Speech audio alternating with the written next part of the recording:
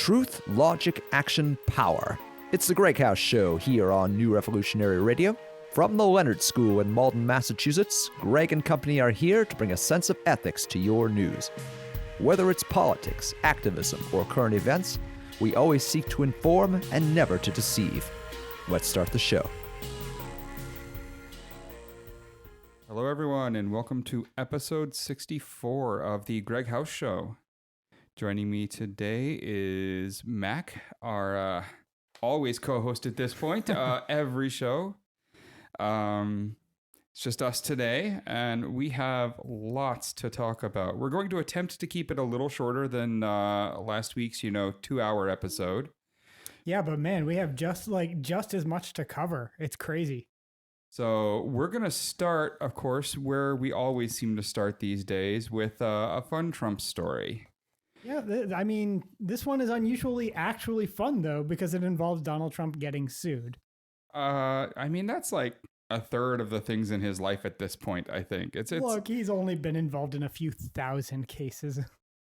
So, Donald Trump is getting sued by his longtime personal driver, Noel Clinton. Cintron. I always see that, and I read Clinton every time, too.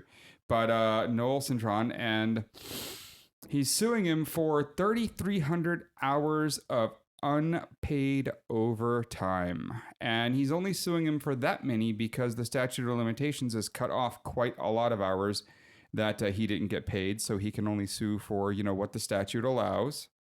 And he's stating, on average, plaintiff worked 50 to 55 hour weeks for Trump.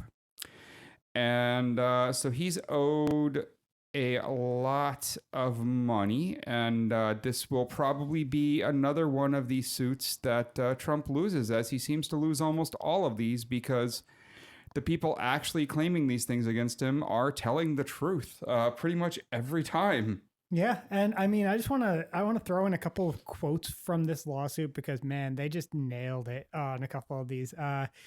This is from basically the start of the lawsuit, actually.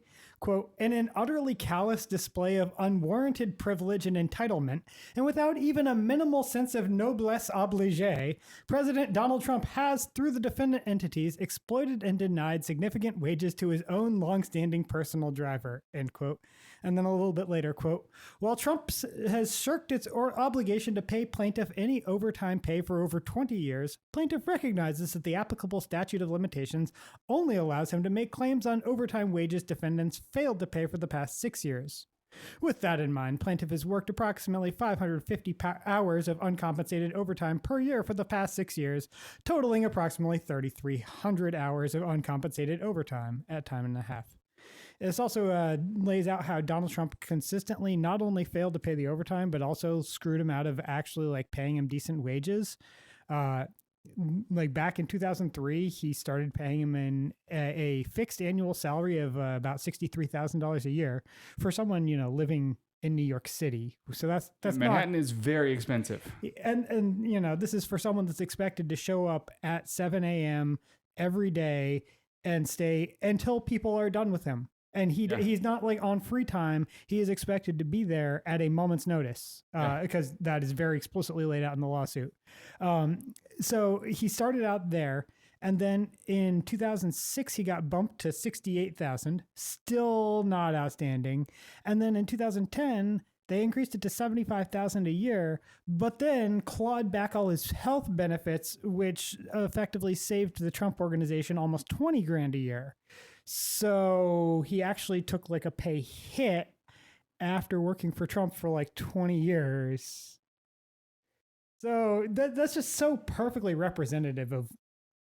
That is Donald Trump. There are so many examples of Trump not paying his bills. Yeah, I actually decided in the notes this week to try to make a list of all the times we know of that he failed to pay someone. That, it's 4 pages long. It's of literally just the just 4 pages of notes just on these cases. There's real estate brokers. There's that have brokered $100 million deals for him that he didn't pay out. There are people who built Cabinet pieces makers, of his casinos. Drapery employees, of his casinos. And one of them, there's a dispute here where Jack O'Donnell, president of Mr. Trump's Plaza Casino in Atlantic City in the late 80s, says, quote, part of how he did business as a philosophy was to negotiate the best price he could, and then when it came time to pay the bills, he said that Mr. Trump would say, quote, I'm going to pay you, but I'm going to pay you 75% of what we agreed to. So basically, he would negotiate you down to the point where you were barely making any money on the deal and just surviving, with the promise of future work, that there's all kinds of other Trump businesses you could work for. And then when it came time to pay, even though he had signed agreements, he would only give you 75%. And that leaves you in the position where regaining that 25% is probably not worth it, because taking him to court will cost you more than what you would gain there. And he knows it. And, you know, they'll tie you up in court for years, and they'll just do bullshit. Like one of them, company that ended up going out of business after Trump fucked them over, the aforementioned cabinet maker for one of his casinos. Basically, when they went to try to get the rest of their money, and they had an actual contract with him, when they went to go get the last payment, they were like, nah, the work was crappy, so we're not going to pay for it. But then, like later on, while they were trying to get them to pay, they were like, look, the work was shoddy, we're not going to pay, but I'll tell you what, you want to work for us in the future? We'll give you contracts if you come back. How shoddy was the work if they want him back again? Also, it was How work about that not? the casino's general contractor had approved. So this is the guy who par for the course for has him. been claiming to be so good at business. Him good at business literally means Fucking screwing over everyone over that worked under him. everyone that possibly works for him. If you take a contract with Trump, you can be expecting whatever you signed to be lucky if you get 75% of that.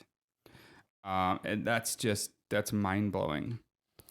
And, we follow that one up with the fact that Trump is in the UK. And I watched a lot of the live stream today, and that was interesting. The amount of people in the streets in London protesting Trump showing up and watching this wonderful baby balloon of Trump flying up over the parliament there was larger than Trump's inauguration. Literally, the protest easily was it many was a times larger. 250,000 people at the protest. Many times larger. And so, Trump starts this whole thing off by doing an interview with The Sun. Which, what a great paper that is. Right. And, like nothing, and then just the sheer volume of what the Sun managed to turn that one interview into like 20 articles, because they had one that was the summary of, we did an interview with him. Here's a list of all the horrifying things he said. Yeah. And then there's like a lit article for each of the individual horrifying things he said. And oh boy, is it long list. Yeah, he says that he actually told Theresa May how to do Brexit, and she didn't do it his way. But, if they do a deal like that, the soft Brexit deal that she's been going for, this is a direct quote here. Quote, if they do a deal like that, we would be dealing with the European Union instead of dealing with the UK. So it'll probably kill the deal, end quote. Exactly the thing that you want to be telling the UK audience of the UK paper right before you're going into a meeting with the Prime Minister of the UK. Well, that is, although, you have to read that right, because that is exactly what Putin would have wanted him to say. Like, word for word, that is exactly what Putin would have wanted him to say. Well, the worst part there is that, like, even if his goal was to get her to have the opportunity to, like, see it first, he should have been giving that interview, like, a day earlier. Because it got published. There's no way this got published like before she was already heading into the meeting. Yeah. And then like other things. The Theresa May thing is only just scratching the surface. He said, I'm going to do some more quotes here because this is just unbelievable. Quote, I think that what has happened to Europe is a shame. Allowing the immigration to take place in Europe is a shame. I think it changed the fabric of Europe, and unless you act very quickly, it's never going to be what it was, and I don't mean that in a positive way, end quote. And he followed that up almost immediately by saying, quote, I think you are losing your culture. Look around. You go through certain areas that didn't exist 10 or 15 years ago, end quote. That is just absolutely straight Islamophobia and Muslim hate. And just xenophobia in general, outright. When he's talking about those areas, he's referring to the supposed no-go areas in England there. you know exactly what he's referring to, Yeah. which don't actually exist. And have only been a couple minor incidents that are not what, the right has purported them to be. So, he's just... And then he attacked the mayor of London over, terror attacks and the crime rate in London. He said that the mayor of London has done a bad job on crime, which, of course, the 20th safest city in the world, according to the Safe Cities Index in 2017. And it's actually safer than New York City, DC, or Dallas, which were like half of the U.S. cities in their list. And in fact, violent crime, while it has been increasing in London, has actually been increasing in the UK as a whole. So that's not really on the mayor of London. Yeah, it's not just Like a at city all. thing. But then, we get down to some of the better parts where he says, quote, "But the people of the UK, and I'll bet you if you had an honest poll, I'd be very strong. They want the same thing I want. I love the UK." Of course, they did actually do polls, and they found that 77% of Brits have an unfavorable view of Trump. So, so they did the poll, and you're wrong, Trump. And I mean, that was before they heard about him saying that he thinks that Boris Johnson would be a great prime minister, that he was going to keep ties with Vladimir Putin despite the Salisbury Novichok poisonings. Before they heard about yet again him demanding that Britain and the other NATO countries spend more on defense. All of that, I'm sure that 77% is going to go up another tick or two after that. And so he meets with May, he meets with the Queen after saying all of this stuff. We'll see the fallout because a lot of that's happening today. Right. So now on to the economy, which supposedly Trump was a businessman and a good negotiator. Yeah, that was supposed to be like the big thing that he was going to, and he was going to fix all our issues, right? So foreign investors spent $259.6 billion to acquire, launch, and expand businesses in the United States in 2017. Sounds like a lot of money, but that's a 32% decline year over year and down from the historic high under Obama of $439.5 billion. And, that shows how much investor confidence there is in our current economy and the ability of our president and his administration to manage that economy. To give what mitigating circumstances are due here. According to the OECD, global foreign direct investment flows went down 18% in 2017 and are down nearly a quarter from the high in 2015. So while that's pretty fucking bad. But the global index covers including America. Which so is that like downturn, 20% of the global that downturn economy. is mostly us. And so what I said is still right. This is still very much the administration's fault. They're not investing in other countries. They're investing domestically, apparently. Yeah. Because of all the protectionism that's going on and the incoming tariffs and everything else. Trump is basically giving them no choice but to do what they're doing. Right. And I got to tell you, though, this one right here also kills me. I'm no fan of the Federal Reserve Bank system.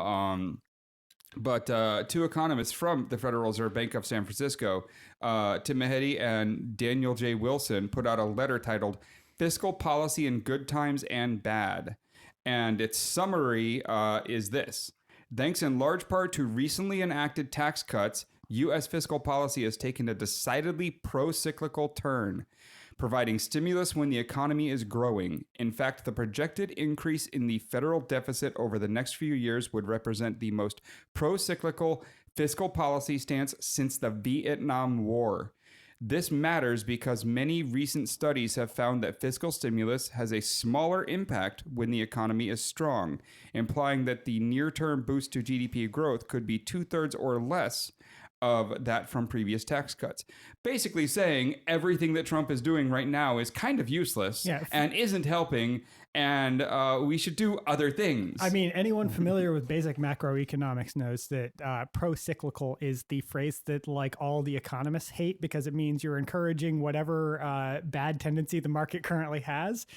Keep going. Yeah. So, if you're in the growth phase, the last thing you want to do is overheat the market by promoting too much, too rapid growth, because then you get bubbles and irrational exuberance and people just do dumb shit and blow up the economy. Anyone remember 2001? Anyone remember 2008? Or 1990, roughly 1990 for the SNL. It happens regularly. This is a direct result of these types of things. And then the worst part is that, the near-term boost to GDP growth could be 2/3 or less that of from previous tax cuts. Those were the bases they used to do all the analyses of how much the Trump tax cuts would cost us in the long term. So that was the like $1.4 trillion that then went up to like 1.6. And now they're saying, well, actually, it might turn out that the actual GDP growth might only be 2/3 of what we were predicting, which could change that by trillions. Yeah. And not in a good way. No, definitely not in a good way. So the businessman is basically tearing our economy apart, which is funny. But hey, remember how we heard recently that finally we're starting to see some growth in wages. So at least there's that, right? No, because the Labor Department reported Thursday that prices rose at their highest clip since 2012 over the past year, up 2.9% over a 12-month period ending in June, roughly matching wage gains. So those wages didn't help you at all because the price of everything went up because of Trump's, again, wonderful business sense. And in fact, coincidentally enough, gas prices skyrocketed more than 24%. Rent for a primary residence increased 3%. So like two of the biggest contributors there were fuel prices, promoted by global instability, and rent. I wonder who might have been doing policies that increase values for landlords and how much they can extract in terms of rent. Maybe that guy who owns a lot of real estate. What a novel idea. He's called the President of the United States. It's okay, though, because you see, economists are trying to sort out this thing and figure out what's going on. The new Federal Reserve Chairman, Jay Powell, told NPR this week, quote, "There is still a bit of a puzzle in that we're hearing about labor shortages now all over the country in many, many different occupations and different geographies. And one would have expected, I would have expected, that wages would move up a little more," end quote. Which, of course, almost like economists don't actually understand the things that are causing wage suppression very well and are doing dumb shit that doesn't help and thinking that they're objectively correct. Which, of course, they are not. Economists usually are kind of just guessing at this point. Under Donald Trump. That's true. What What kind of projections about the future can you possibly make there? You have no idea. This level of predictability, none. Exactly. So now there's good news for Trump coming out of Russia as per usual. There's a company in Russia, a mining company, Ural Asbest. And they're one of the world's largest producers and sellers of asbestos. Yeah. And they've decided that they are going to they are, in fact, already doing this, putting pictures an of it online of Trump on the pallets of their asbestos with the text "approved by Donald Trump, 45th President of the United States." And this is a result of a couple of different things. First of all, the EPA's recent decision not to ban new asbestos products outright. Thank you, Scott Pruitt. And also as a result of, in The Art of the Comeback, Donald Trump's 1997 book, he asserted that, I believe the movement against asbestos was led by the mob because it was often mob-related companies that would do the asbestos removal. And then in 2012, he tweeted the World Trade Center never would have burned down after September 11th if asbestos hadn't been removed from the building. And so they quoted him saying asbestos is, quote, 100% safe after application. Not true. Yeah, that is 100% not true. Also, fun fact, last year, Brazil, which was the main exporter of asbestos to the U.S., joined about 60 other countries in banning asbestos, which means that Russia is now essentially the sole source of asbestos sent to America. And the Russian company is putting Donald Trump's face on the pallets and packaging. That is great. Great. Putting out Facebook posts saying that Donald is on our side. That is amazing. So now let's move on to our good friend Paul Manafort. Yeah. Speaking of Trump and Russia connections. Turns out that we learned that Manafort was first warned about possibly violating federal lobbying laws all the way back on May 29th of 1987. And that was hilarious because he actually had registered as a lobbyist for some stuff he was doing for Saudi Arabia at the time, but he was doing other stuff that he hadn't registered for that was also lobbying. And they went to him like, dude, you gotta be registered for that. And they actually laid it out for him in a letter. They were clear. They just said, look, do this and we're cool. And he didn't want to. He registered for some, but not all. And the White House refused to grant him a waiver back then under Reagan. Yeah, he actually had to resign from a position he had at the time because of it. He was the director of the Overseas Private Investment Corporation federal agency, and because they refused to grant him a waiver, he actually had to resign. So he's been in this kind of trouble before. Well, not this kind of trouble. Well, sure. Now a little bit changes. He has been screaming from high, that his jail time is making it hard for him to prepare for his jury trial. But don't transfer him to another facility because, that wouldn't help the situation. It's just he needs the security. So they have to protect him if he's in custody. But this is the only place where they can protect him. And this place is unacceptable because he can't prepare for the trial like this. However, that's, of course, in a place where he isn't forced to wear a jumpsuit, has a workroom, has a laptop, a private bathroom and shower. He is literally getting VIP treatment. In fact, that's his words. He was telling people in phone calls from jail that he is, quote, being treated like a VIP, end quote. So after commenting, quote, "It is surprising and confusing when counsel identifies a problem and then opposes the most logical solution to that problem," end quote. Judge T.S. Ellis ordered Manafort moved to an Alexandria, Virginia detention facility minutes from D.C., where he won't receive any VIP treatment other than protective custody. Yeah. So basically, for screaming that he needed more when he was already super VIP and probably getting better treatment than you do at home. Now he's in the place where they hold actual spies. Yeah, now he's not having. Now it's way worse. Yeah, it went downhill for him considerably there. So good work there, Manafort. Really well done. He also, may not be able to find it as easy to compose emails on a laptop that then gets taken out of the jail so they can send him on his behalf because he's not allowed to send email from jail. Yeah. And he was doing that actually in the old place. Yeah, and they weren't really complaining that he was doing it. They were just more stating, we know he's doing it. It's okay. Yeah. Even though he's not supposed to. Like, what? So he had serious VIP treatment at that last place. Oh, yeah, they were just letting him get away with basically anything. Now, good old Emin Aglarov did an interview on Vice. And it was kind of funny because... we had the thing with the music video where he's just taunting us recently. Yeah. That whole thing with the weird music video about the Trump Tower meeting, and then Hillary Clinton makes an appearance in it. Right. But then he says, quote, "I have been accused of influencing." This is going to sound very strange. Influencing the American election. Me, this guy here from Azerbaijan, living in Moscow, because I personally know Mr. Donald Trump. It's quite a strange and ridiculous accusation. But he says this in the same interview where he admits that he is the one that set up the Trump Tower meeting, that he doesn't know Natalia Veselnitskaya, that his father had met her a few times, he thought, but that he was being asked to help set up the meeting, and then that he actually talked to Trump Jr. about the meeting and made sure that it was set up. And then he's tried to I totally, set up the meeting and arranged all of this, but the idea that I was somehow involved in affecting the election, what? That's just crazy talk.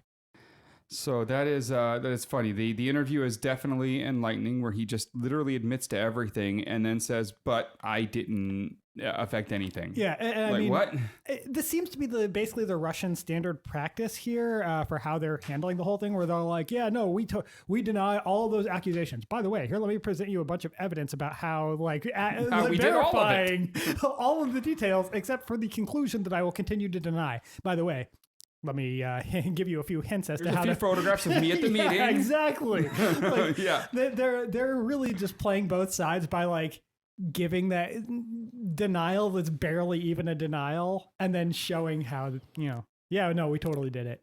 I mean, it gives them credibility while making it just enough cover that it's Trump can be like, nope, and his supporters will be like, see, he says it didn't happen, and they said it didn't happen. So Peter Strzok, whose name I will never be able to identify, but It's a FBI tough one. agent. He sat for basically 8 hours, getting yelled at and then applauded, depending on which side of the aisle was doing the talking.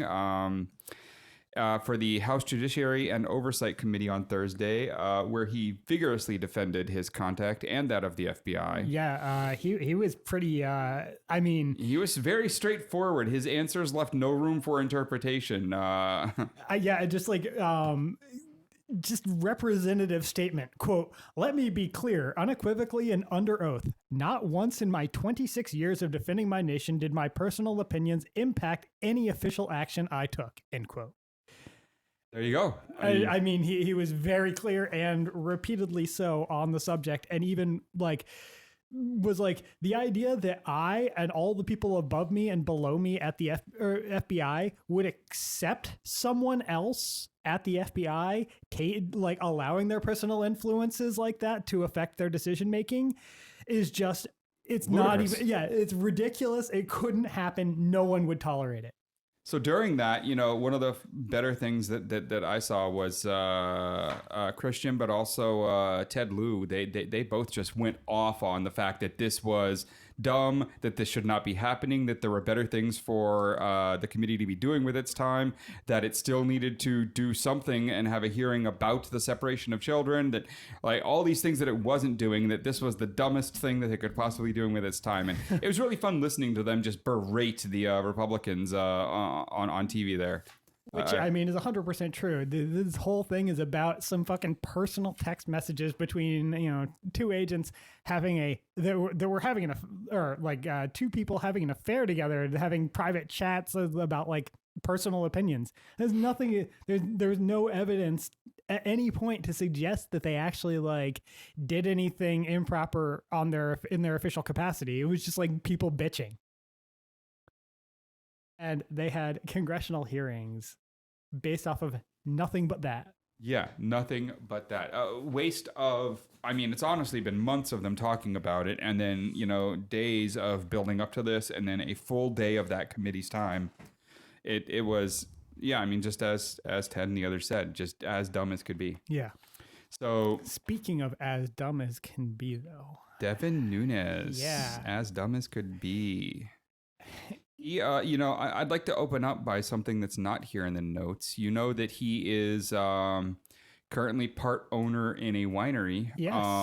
And not the kind of owner that's just off to the side and might know the place exists, but actually one of those owners who takes heavy part in this winery. And this winery is currently in the midst of a lawsuit where it is accused of taking people out on a boat trip out far enough into international waters and then having underage prostitutes service the men on said boat. And this is a company that Nunes is part owner of. Yeah, I know we've talked about this on the show before. I think it was about 8 months ago. And it just should be brought back up. Yeah, that people should highly realize relevant that the Republican who claims to be Christian there is a part of companies that do that. Yeah. Underage prostitutes, Devin Nunes. That's your game, huh? Yep. So they were during a House Rules Committee panel hearing on Wednesday over the Intelligence Authorization Act. The Democrats on the committee, took advantage of the situation. They tried to take advantage of the situation. Yes. They weren't really allowed to, as They tried to ask him some questions, and the head of the committees made sure that he was whisked away and taken off of the stand before any actual Democrats could ask real questions of him. Yeah. Yeah. In fact, literally, when Representative Norma Torres of California tried to ask a question about a statement Jared Kushner had made to the House Intelligence Committee, of course, in relation to the Russia investigation, she was actually interrupted by Pete Sessions, the chair of the House Rules Committee, who called a 5-minute recess on the spot to go have a sidebar with Jim McGovern, the top Democrat on the committee, and then came back and was like, okay, Nunez, you can go. And Jim McGovern was like, wait, what? Yeah. All the Democrats were like, what the hell? We're trying to ask some questions here. Why are you... they just let Devin Nunes go without answering any questions. So what don't they want him to say? You know, what are they hiding there? Because they definitely don't want people questioning him on any official record. But you know, since we're talking about, you know, Pete Sessions and Devin Nunes, we should point out that both of them could actually lose their seats in November. They're both potential. Well, Pete Sessions is way more vulnerable than Devin Nunes. Yes. Sessions represents the 32nd Congressional District of Texas. It's the northeast suburbs of Dallas. And while he's been there for a long time and gotten a huge portion of the vote basically every time, the district actually isn't all that Republican. In fact, Hillary Clinton actually won it in 2016. It only has a partisan voting index of 5 points in favor of Republicans above the national mean.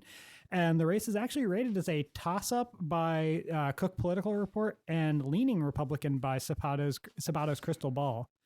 And he's actually running against someone that's super progressive, Colin Allred, who's a Dallas civil rights attorney who's running on like everything you want to see from almost everything you want to see from a progressive. Not everything, but, you know, $15 an hour minimum wage, public option for Medicare, LGBT equality, infrastructure and job training, you know, voting rights, election holiday, automatic voter restoration, you know, all the things like that. If you're in that district, definitely vote Colin Allred. Yeah, very easy choice there. But unfortunately, while that one looks like it actually might go... There's a chance there. Yeah. Nunez is a little on the safer side. Trump did win his district by almost 10 points. And he won his last one by almost 35 points. Yeah, and, you know, Cook and Sabato both rate it as the Republicans are winning this one, basically. But... polling back in January showed him leading a generic Democrat only 50-45, and a poll last month showed him leading his actual opponent, Andrew Jans, only 49-41 with 10% undecided. So he actually is in striking distance, and the district isn't super Republican. It's only a partisan voting index of 8 points in favor of Republicans.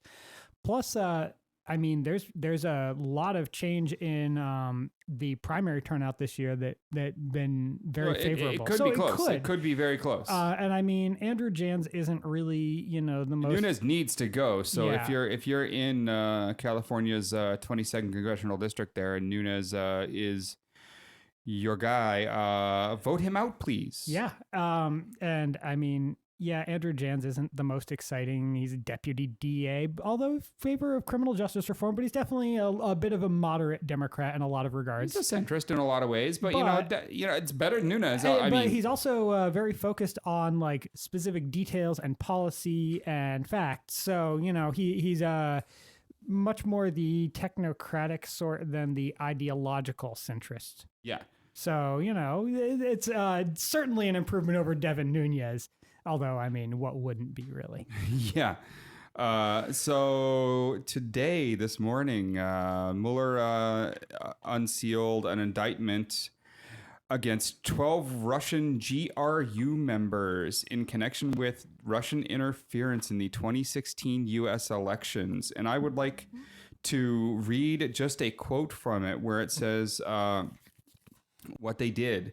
It says, quote, intentionally conspired with each other and with persons known and unknown to the grand jury, collectively the conspirators, to gain unauthorized access to hack into the computers of U.S. persons and entities involved in the 2016 U.S. presidential election, steal documents from those computers, and stage releases of the stolen documents to interfere with the 2016 U.S. presidential election.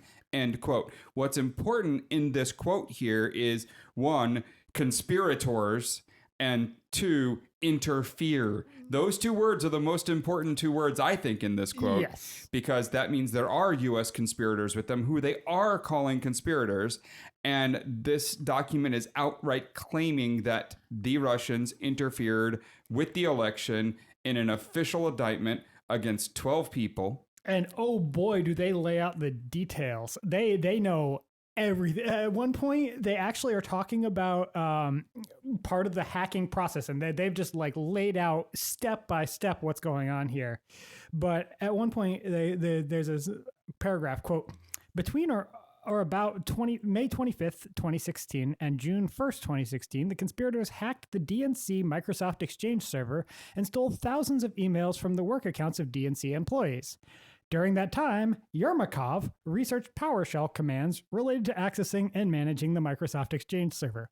So not only did they, in the course of this indictment, lay out the details of the identities of these 12 conspirators, like Yermakov, and the fact that they all work for the GRU, they identified what units they worked for, what the addresses of the buildings they worked at was, and all of the details down to including what their search history with timestamps looks like.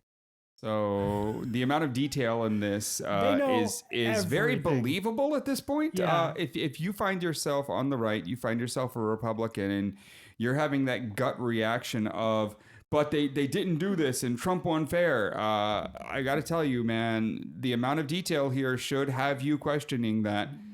It really should. This is amazing stuff in this indictment. And I mean, they lay out a very convincing and compelling from the perspective of someone who knows a fair bit on the subject of computer security.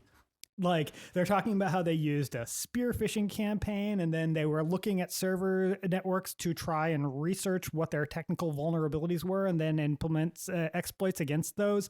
Like, yeah, that's exactly what you do. And then once they get in, they use malware to explore the networks and steal data, set up keyloggers, use stolen credentials from the keyloggers. Like, yeah, that's literally exactly all the stuff you would do. And they talk about the fact that, Christopher 2.0 and Donald Trump Jr. were talking back and forth.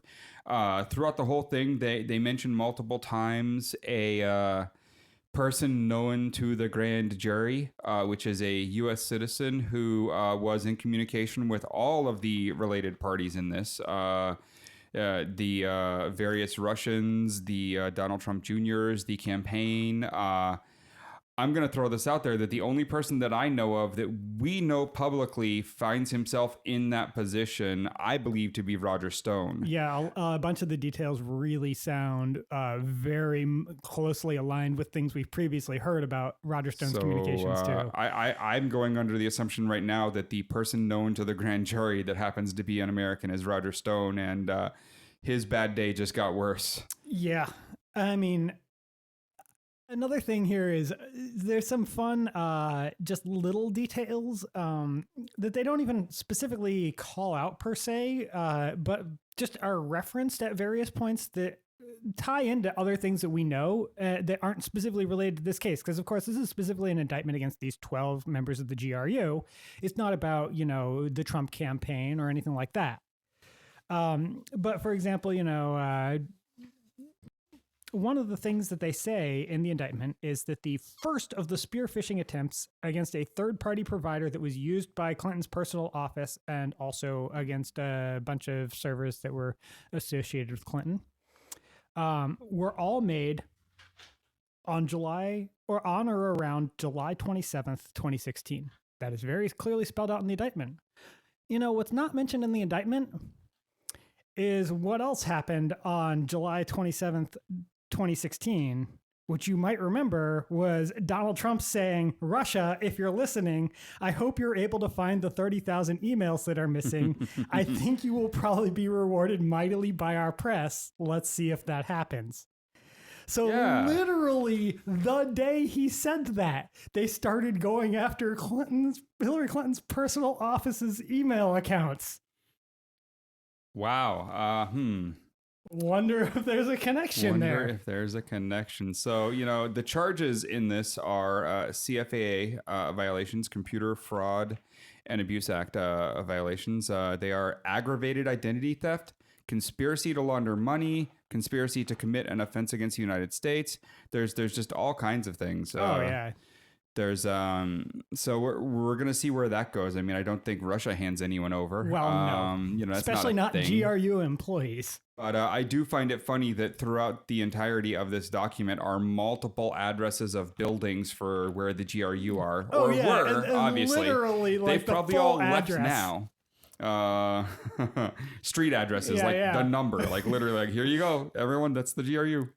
Also, this address is associated with is where this guy was working. By the way, that guy works for this unit of the Russian military. Yeah, the detail's amazing. So we're off to ICE here, and they were busy. Separation. So they have brought back supposedly reunited 57 of the 103 migrant children under the age of 5 that they were supposed to.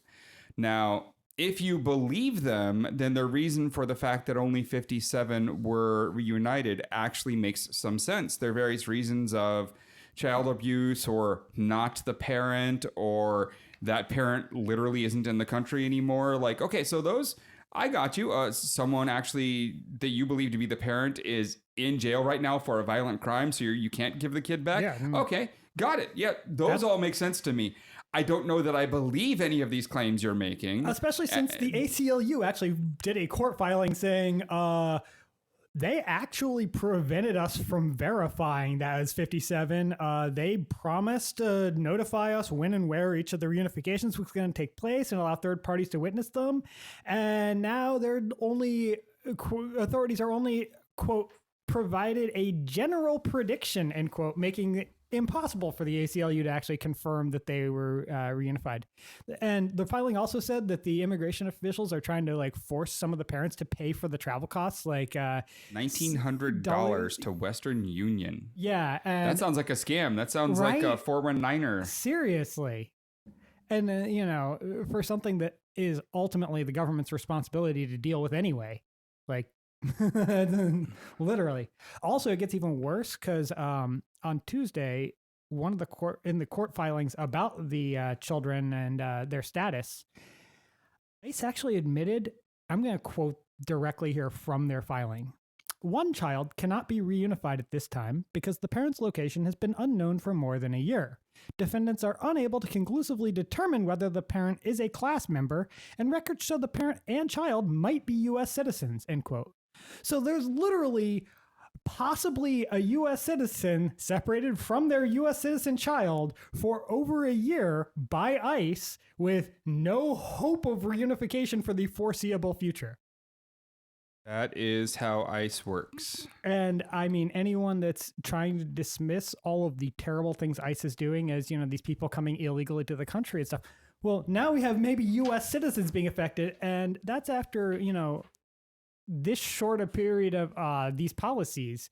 I mean, Trump only had his zero tolerance policy crap for a month or 2 months. This was a year. That was already happening at that point. How many more U.S. citizens are going to be affected by these policies? It's amazing. ICE continues to it's not even at the southern border only. Now the Canadian border is a problem with ICE. Yeah. The Canadians legalized pot pretty much across the board, and there's tons of new industry and companies forming in Canada around this. And there's billions of dollars going into this industry, hundreds of thousands of jobs being created, tons of new companies starting up. That's great for everyone involved. That's great. Many of them are only peripherally related to marijuana itself. They'll be making a fertilizer that's used, or a new lighting system that's going to be used for those operations. So some of these people attempting to come to America from Canada are getting identified as being somehow involved in that industry.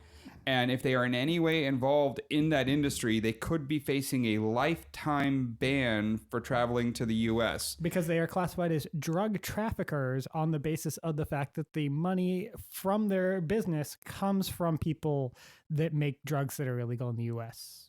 So Jay Evans, the CEO of Careton Inc., which is one of those ones that works with dirt and fertilizer and all the other fun things for the industry, tried to cross the border. And during the talk with the border agents, it came out that their product that they were designing was going to be used by the Canadian cannabis industry. It wasn't even marketed yet, never mind sold. It wasn't even designed. Just a future product.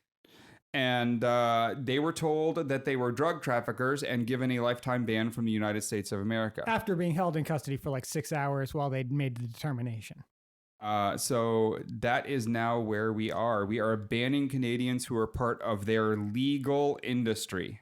Yes. And an industry that is legal in almost half the U.S. in some form. Yeah. Because states have been legalizing it. Or at least, decriminalizing it and making medical legal and stuff like that. Like, these are actually legitimate industries in those states. And of course, as if that's not bad enough, there's the things that we've been hearing coming out of the families that have been separated about what the ICE officers have actually been doing. Like, when they arrest them, the ICE officers are apparently telling these people things like, they're coming to take their children away and they will never see their children again. One family or one mother said, quote, on May 10th, 2018, the day after our arrest, officers came into the room and told me they intended to take my daughter away from me. Most devastating of all, the officer said I would never see my daughter again. And then a little while later, she says, during the same conversation, one of the officers asked me, in Guatemala, do they celebrate Mother's Day? When I answered yes, he said, then happy Mother's Day, because next Sunday is Mother's Day. And I mean, that's not even all that different from some of the other ones that people reported. Another one said, the ICE officer said, why did you come from your country? Don't you know that we hate your people? We don't want you in our country. Another one said that our children would be taken from us for the crime of crossing the border, that the children would not return, and it's a price you pay for crossing the border. We do this so that when you return to your countries, you do not return. And so you tell your relatives not to come because we will take your children from you. Like, there were multiple accounts of ICE officers saying these sorts of things. And, why are you coming to our country? We don't want you. You're not welcome here. We're going to take your children. We're never giving them back. Like, they should not exist at this point. Abolish ICE is a movement that actually needs to gain steam at this point. I mean, worst case scenario, we need some kind of border protection. Sure. But this group is so badly corrupted at this point that there's no saving it. Also, ICE isn't even border protection. That's the Border Patrol. It's literally a different organization. Right. ICE is Immigration, Customs, and Enforcement, formerly Customs Enforcement and the Immigration and Naturalization Service prior to George W. Bush. Prior to 9/11, basically. Yeah, basically. So, even if you got rid of ICE, we'd still have the Border Patrol. And, it needs to be replaced. So let's move on, because we could talk for another 5 hours about what ICE has done in just the last week alone. But we're going to move on to the Supreme Court nominee, Brett Kavanaugh, who we all hope and pray does not get through. Yeah, I mean, we talked a little bit about him when he was just one of the candidates, with all the stuff about his involvement in the Starr Report. His writer on the Kenneth Starr Report urging the impeachment of Bill Clinton. He has horrible views on net neutrality, which, would cost us net neutrality. He wants to shield the president from criminal and civil litigation until after they leave office. He's very strongly in favor of the NSA's warrantless bulk collection of phone metadata, and just outright said that collecting it constitutes a special need that eclipses any kind of personal privacy concerns. And he somehow racks up hundreds of thousands of dollars worth of debt going to baseball games, and then pays it all off when it's far more money than he actually makes. Well, he reported having a $60,000 to $200,000 debt because of the way they do their reporting. It's only done in the ranges. Yep. And he was making like $200,000, and his wife was making like $250,000. But still, somewhere in that range, all appeared in 1 year and then disappeared in 1 year. And his excuse was that he bought like season tickets for him and some close friends to go to the Washington Nationals games, and then his friends paid him back. I'm sitting there like, okay. How do you spend that much money on baseball tickets? Right? Like, that doesn't sound right to me. And if 60 to 200,000. You know what? If you're buying those tickets for like you and your like 5 or 6 closest friends, so you're divide it up so that's all you only paid like a sixth of that yourself. If you're making that kind of money, like how are you spending that much on those kinds of season tickets? Like, sure, if you're making $5 million a year, you can buy those box seats that, whatever, you don't care. But especially I have a lot of questions about how that got paid back. Yeah. And I hope the Senate is asking a lot of those questions when he comes in. They really, really should. Kavanaugh is going to be bad. Very. So the problem is the Democrats just don't have a real way to stop him, other than making him so unpalatable that the Republicans have to stop it. Yeah, and I mean, we've already seen some of the few Republicans that might be those dissenters kind of signal that they're not likely to. Right. So, NATO summit. Trump, opens his big mouth before the NATO summit, talking a big game about how we pay way more than them and they don't pay enough, and basically distorting all of the facts because they have a few more years remaining before they have to meet those specific requirements. They actually don't even have to. It was just our goal is to do that. Yeah, their goal was by 2024 to get to a very specific set of numbers. And they still have, until 2024 to try and meet those numbers. Yeah, and even if they didn't, then it wouldn't be like, the U.S. was loaning the money. It was just like their goal was each of us is going to do this thing. If any one of them failing to do it has no impact on any of the others. And then asked when, Putin, whether Putin is a friend or a foe, he responds, I really can't say right now. As far as I'm concerned, a competitor. He's a foe.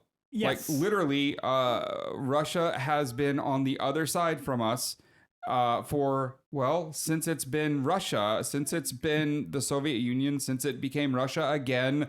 Like all of these entire times, it has never been our friend. And, most importantly, regardless of that history there, pretend that at some point, in the early to mid 2000s, Russia had been our friend consistently. Let's say that was the case. Well, I think that, when they started invading countries around them and then engaging in acts of war against the United States, that constituted no longer being our friend. Yeah, it's a pretty easy question to answer. Right around the time that the U.S. put sanctions on Russia, I think you can officially declare that Russia was not our friend, not merely a competitor, but an actual foe. For some unknown reason, here at this NATO conference, Trump boasted about winning Wisconsin when even Reagan didn't win Wisconsin. But one, Reagan did win Wisconsin, and twice actually, and two, Trump didn't. So why he keeps saying he this? He did win Wisconsin. He appears to have confused it with Minnesota, which he didn't win. Right, which is just what is going on? He was bragging to all these world leaders about what states he won. Who gives a fuck? None of them care at all. Can you imagine Angela Merkel going into a meeting with the U.S. president and bragging about which German cities her party won in the most recent election? We won all of Bavaria. Right? Who cares? No one gives a shit. So, I mean, he only had one point that was interesting that he made the entire time that even slightly stands up.